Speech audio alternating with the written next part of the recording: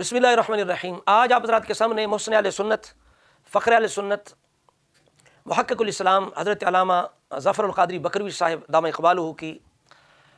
عظیم تحقیقی شاہکار علوم حدیث کا انسائکلوپیڈیا میرے سامنے پڑی ہے۔ اس کا تعارف اور اہمیت رکھنا چاہتے ہیں۔ سب سے پہلے دعا کرتے ہیں اللہ تبارک و تعالیٰ علامہ صاحب کو اس محنت اور اس تحقیق کا عظیم اجر عطا فرمائے، دو جہاں میں انہیں صحت و سلامتی عطا فرمائے، ان کے علم و فضل اور مال کے اندر، اس کے حلال کے اندر برکت عطا فرمائے۔ چونکہ اہل سنت کا یہ انتہائی سستی والا اور غفلت والا دور ہے،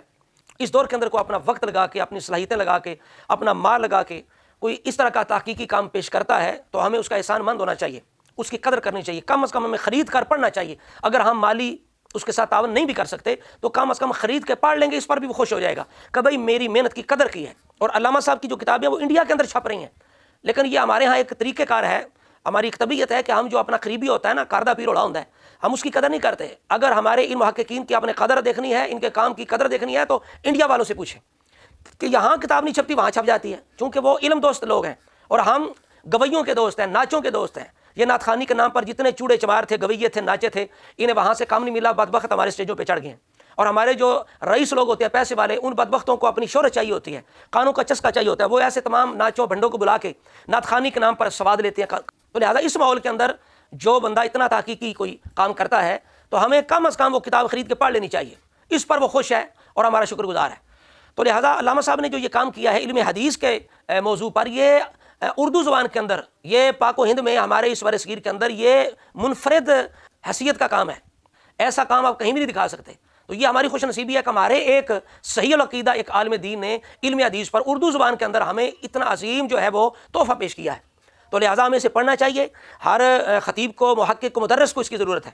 اور حضرت صاحب نے جتنا مواد اور جتنی بکھری ہوئے موتی جو ہیں جواہرات ہیں علم کے، جس طرح جس خوبصورتی کے ساتھ جمع کیے ہیں، یہ ان کا اپنا جناب یہ امتیاز ہے اور ان کا اپنا اعزاز ہے۔ اور ایسی تحقیقات بھی پیش کی ہیں کہ ہمارے وہم و گمان بھی نہیں تھی کہ یہ بھی کام جو ہے وہ ہمیں دیکھنا چاہیے، اس پر بھی تحقیق ہونا چاہیے اور اس کا بھی ہمیں مطالعہ یا معلومات ہونی چاہیے۔ ہمارے وہم و گمان میں بھی جو چیزیں نہیں تھیں وہ بھی علامہ صاحب نے اس کتاب کے اندر ہمیں پیش کی ہیں۔ میں آپ کے سامنے بالکل انتہائی اختصار کے ساتھ میں اس کتاب کی 3 جلدیں ہیں، ان کا تعارف رکھنا چاہتا ہوں۔ پہلی جلد کے اندر تحقیق کی تعریف اور منہج اور منتہی مقصود بیان کیا گیا ہے۔ اسی طرح اسلامی تحقیق کا طریقہ کار، علوم حدیث میں اختصاص آج کے دور کی ضرورت، عربی و اسلامی تحقیق کے جدید ذرائع، یہ شروع میں مقدمہ کے طور پر یہ چیز ہے۔ آگے پہلا باب جو ہے اس کے اندر امام اعظم ابو حنیفہ رحمۃ اللہ علیہ اور حنفی اصول حدیث، اہل رائے فقہائے احناف، امام اعظم اور فقہ حنفی، امام اعظم کے علمی افسار اور آپ علماء اسلام کی نظر میں آپ کا مقام کیا ہے، فقہ حنفی کیا ہے، اور اسی طرح علم اصول حدیث کا تعارف، اہم کتب اور محدثین فقہاء کے مرج میں فرق کیا ہے۔ دوسرا باب علوم حدیث اور اہل سنت، احاد کی باعتبار قوت و ضعف تقسیمات، حدیث قدسیہ کا تعارف، حدیث کی تخریج کا اصول، سند کے بارے میں اصول و ضابطے، تحقیق و تدویر میں مخطوطہ شناسی کی اہمیت، علوم اسلامیہ کے ذخیروں پر مشتمل کتب خانے، سیاستہ کا تعارف، خصوصیات و منہج، خواتین اسلام اور علم حدیث۔ تیسرا باب جو ہے وہ انتہائی عام ہے کہ علوم حدیث اہل تشیع کی تحقیق اور اہل سنت کے علوم حدیث کے ساتھ موازنہ، فقہ جعفری کی بجائے فقہ حنفی کیوں، شیعہ حدیث کے مرکزی راویوں کا حال، اہل تشیع کے جو بنیادی مصادر ان کی مرویات، اہل تشیع کا علم درایا اور اہل سنت کا فن مصطلح الحدیث، اہل سنت اور شیعہ علم اصول حدیث کا تقابلی جائزہ، شیعی رجالی تراث انواع و اقسام، اہل تشیع کے دیگر مصادر، رجال اور جرح و تعدیل۔ یہ صرف پہلی جلد کا تعارف ہے، اتنے علوم اتنا مواد یہ صرف پہلی جلد کے اندر ہے۔ اب دوسری جلد جو ہے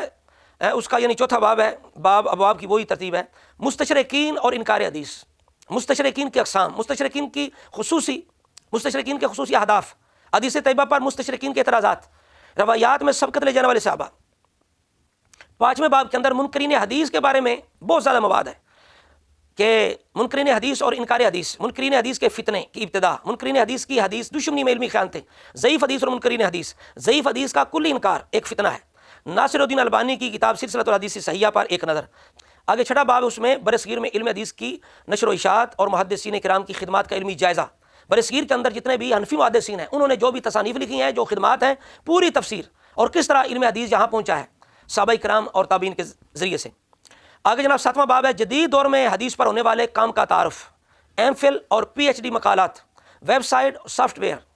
اور اس کے لنکس، حدیث کے انسائکلوپیڈیا اور ان کا تعارف، صحیح البخاری کی خصوصیات۔ یہ دوسری جلد کے مشمولات تھے۔ تیسری جلد جو ہے اس کے اندر حنفی محدثین ان کی کتب حدیث کا تعارف ہے، امام اعظم کا منہج استدلال اور حدیث مبارکہ، ابو حنیفہ کے مسانید کا تعارف، اب کے جو شاگرد ہیں اور حدیثین ہیں ان کا ضروری تعارف ہے کہ امام ظفر بن حذیل سے لے کر اور امام قاضی ابو یوسف، امام یحییٰ بن زکریا، امام محمد بن حسن شیبانی، اور اس طرح ماضی قریب کے اندر یہ برصغیر کے اندر جو حنفی علماء گزرے ہیں، آل حضرت شاہ احمد رضا خاں بریلوی رحمۃ اللہ علیہ، وہاں تک اس کتاب کے اندر تعارف ہے۔ یوں سمجھے کہ یہ کتاب دیکھ کر تو میں حیران رہ گیا کہ بھئی یہ کسی ایک بندے کا کام نہیں ہے، یہ بہت بڑا کام ہے، اور اس میں وہ موتی علم کے وہ مواد ہے کہ ہمارے وہم و گمان کے اندر بھی نہیں ہے، وہ چیزیں بھی اس کے اندر ہیں، اور بکھرے ہوئے جو علم کے موتی ہیں اس موضوع پر علم حدیث کے اندر 3 جلدوں کے اندر علامہ صاحب نے کوزے میں دریا بند کر دیا ہے، اور اپنی محنت، اپنا خرچ، اپنی علمی توانائیاں اور صلاحیتیں خرچ کر کے ہم تک یہ عظیم علمی شاہکار علوم حدیث کے موضوع پر پیش کیا ہے۔ اللہ تبارک و تعالی ہمیں ہمت دے کہ ہم خرید کر پڑھیں اور اس روشنی کو، اس علم کو عام کریں، اور علامہ صاحب کے لیے پھر دعا ہے مولا تعالیٰ، علامہ ظفر القادری بکروی صاحب جو اس وقت کے ہمارے الحمدللہ عظیم محقق ہے، عظیم محقق ہے، انتہائی قیمتی شخصیت ہے، آپ کے لیے دعا کریں اللہ تعالیٰ آپ کو لمبی زندگی دے،